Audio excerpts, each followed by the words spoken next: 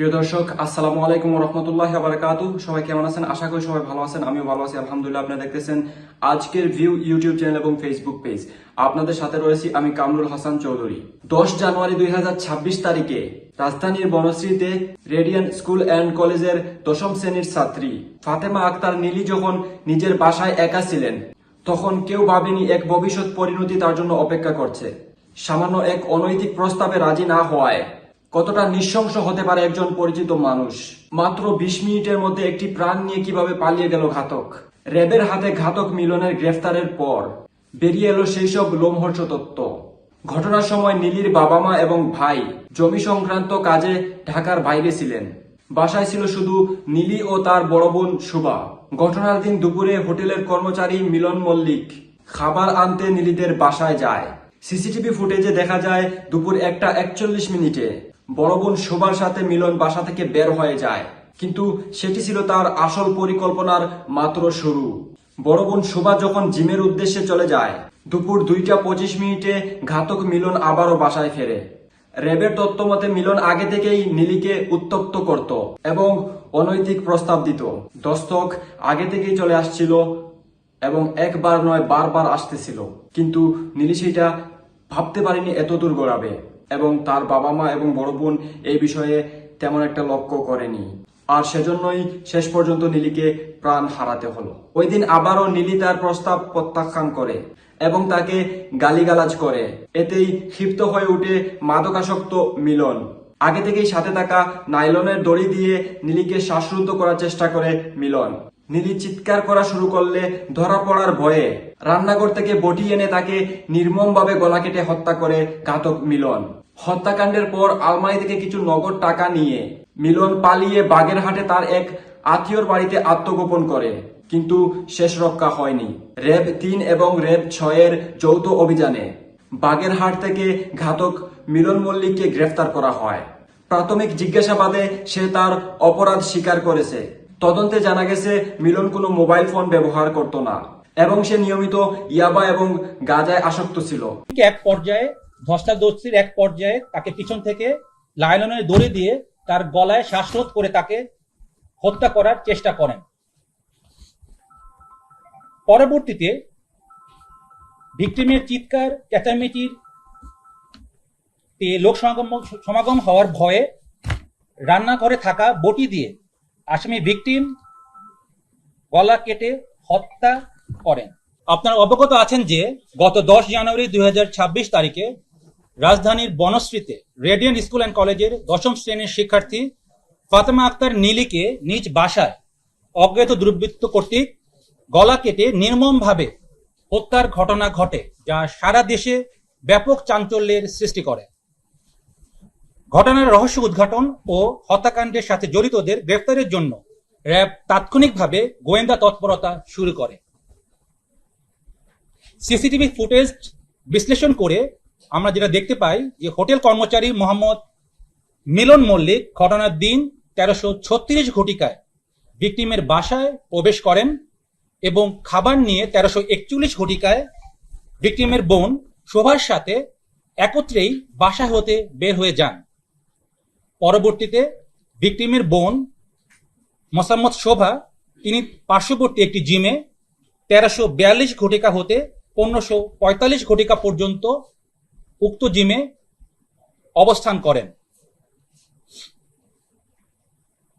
এবং উক্ত সময় ধৃত আসামি মোহাম্মদ মিলন মল্লিক পুনরায় দুপুর 1425 ঘটিকায় ভিকটিমের বাসায় প্রবেশ করেন এবং 20 মিনিট যাবৎ উক্ত বাসায় থাকেন এবং 1445 ঘটিকায় তিনি বাসা হতে বের হয়ে আসেন।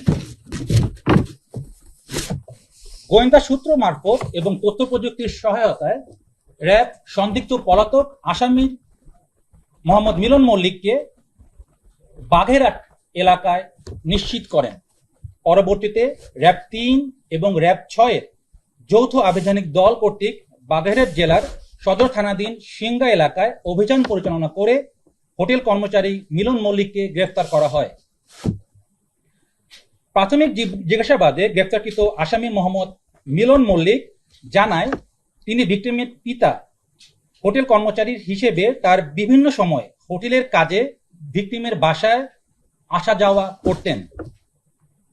উল্লেখ্য, গত 7 জানুয়ারি 2026 তারিখে ভিকটিমের বাবা, মা এবং ভাই জমি সংক্রান্ত কাজে হবিগঞ্জে যান এবং হোটেলে কর্মরত অন্য 3 জন কর্মচারীও হোটেল বন্ধ থাকায় ছুটিতে গমন করেন।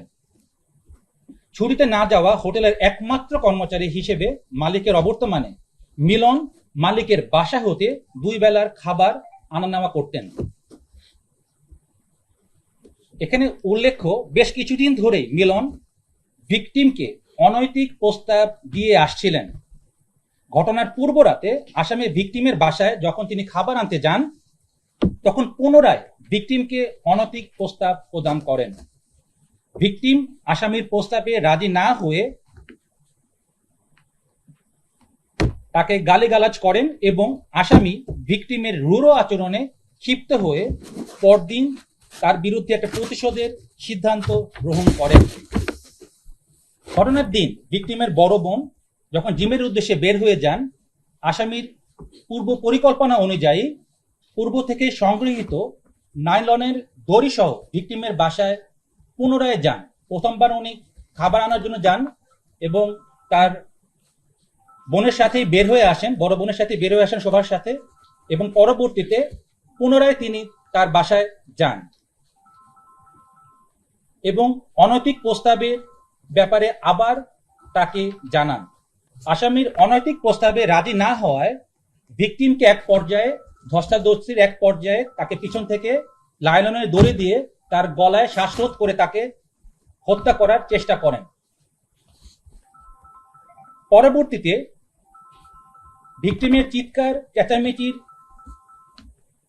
লোক সমাগম হওয়ার ভয়ে রান্নাঘরে থাকা বটি দিয়ে আসামি ভিকটিম গলা কেটে হত্যা করেন। হত্যাকাণ্ডের পর ঘটনাস্থল হতে দ্রুত তিনি পালিয়ে যান এবং যাওয়ার পূর্বে বাসার বিভিন্ন আসবাবপত্র তল্লাশি করে নগদ অর্থ নিয়ে যান। প্রাথমিক জিজ্ঞাসাবাদে গ্রেফতারকৃত আসামি মোহাম্মদ মিলন মল্লিক এই হত্যাকাণ্ডের সাথে জড়িত থাকার অভিযোগ স্বীকার করেন। এই নৃশংস হত্যাকাণ্ডের পিছনে অন্য কোনো উদ্দেশ্য আছে কিনা তা তদন্তকারী কর্মকর্তার বিস্তারিত তদন্তে বেরিয়ে আসবে বলে আমরা মনে করি। আমরা আসামির সাথে একটা ব্যাগ পাই এবং ব্যাগে অন্যান্য কাপড় চোপড়ের সাথে ওই দিন যেই কাপড়টি উনি ব্যবহার করেছিলেন, কালো প্যান্ট এবং নীল গেঞ্জি এবং একটি হুডিটা আমরা পাইনি, বাট কালো প্যান্ট এবং একটি নীল গেঞ্জি আমরা আসামির কাছ থেকে উদ্ধার করতে সক্ষম হই। তার পূর্বে ঘটনাস্থল থেকে পুলিশ যে ঘটনায় যে ব্যবহৃত যে বটিটি সেটি উদ্ধার করে এবং নাইলনের যে দড়িটি সেটি উদ্ধার করে। যেহেতু আসামির বিরুদ্ধে পরবর্তীতে আইনানুগ ব্যবস্থা গ্রহণের জন্য খিলগাঁও থানায় হস্তান্তরের কাজ প্রক্রিয়াধীন রয়েছে। মিলনের বিরুদ্ধে ডিএমপি অর্ডিন্যান্সে একটি মামলা আমরা পেয়েছি এবং তার কথাবার্তায় আমি যেটা পেয়েছি যে তিনি একটু মাদকাসক্ত এবং তিনি বিভিন্ন সময় গাঁজা এবং ইয়াবা সেবন করে থাকেন। এটা অর্ডিন্যান্স অ্যাক্টের মামলা। এই ব্যাপারে অভিভাবক আমাদের সেরকম ভাবে কোনো বিস্তারিত তথ্য দেন নাই, বাট যখন আমরা মিলনের সাথে কথা বলেছি, মিলন জানিয়েছে কোনো স্বর্ণালঙ্কারের ব্যাপারে তিনি আমাদেরকে কোনো কনফার্মেশন দেননি, কিছু অর্থ নিয়েছেন এটা বলেছেন, বাট পরিমাণটা উনি নিশ্চিতভাবে আমাদেরকে জানান নেই। এটা উনি স্পষ্ট করে বলছে না। যে অভিযোগটা এসছে পরিবারের পক্ষ থেকে সেই পরিমাণ অর্থ উনি নেন নাই ওনার ভাষ্যমতে। উনি বিভিন্ন জায়গায় ওনার মা বা ওনার ভাই যারা যারা মগবাজার এলাকায় থাকে তাদের কাছে না দিয়ে ওনার দেশের বাড়ি বাগেরহাটে তার যে মামাতো ভাই, তার মামাতো বোনের যে দুলাভাই তার বাসায় অবস্থান নেওয়ার চেষ্টা করেছিলেন। ভিকটিমের দুটো মোবাইল আমরা পেয়েছি এবং মোবাইল বিশ্লেষণ করে আমরা এমন কোনো তথ্য পাইনি। আর সবচেয়ে আশ্চর্যের বিষয় যে আসামি উনি কোনো মোবাইল ব্যবহার করতেন না।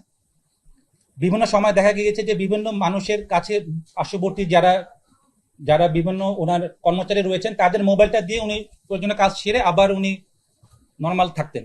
ফলে মানে মোবাইল যেহেতু কোনো সংশ্লিষ্টতা আমরা পাই নাই, তো আমরা একপাক্ষিক কথা শুনে আমরা কোনো সিদ্ধান্ত যেতে পারছি না যে আগের থেকে কোনো সম্পর্ক রয়েছে কিনা। প্রিয় দর্শক, এই ঘটনা আমাদের চোখে আঙুল দিয়ে দেখিয়ে দিচ্ছে যে পরিচিত মানুষও সব সময় নিরাপদ নয়। ঘরে একা থাকা সন্তানদের ক্ষেত্রে আরো সতর্ক হন। সন্তানদের সাথে বন্ধুসুলভ সম্পর্ক বজায় রাখুন। যাতে তারা যে কোনো সমস্যার কথা শুরুতেই আপনাকে জানাতে পারে। নীলি হত্যাকাণ্ডের ঘাতক এখন আইনের হাতে। আমরা এই নৃশংস হত্যাকাণ্ডের দৃষ্টান্তমূলক শাস্তির দাবি করছি। এ ধরনের খবর আরও পেতে আমাদের চ্যানেলটি সাবস্ক্রাইব করে সাথেই থাকুন। সচেতন থাকুন, নিরাপদ থাকুন। আল্লাহ হাফিজ। আসসালামু আলাইকুম ওয়া রাহমাতুল্লাহি ওয়া বারাকাতুহু।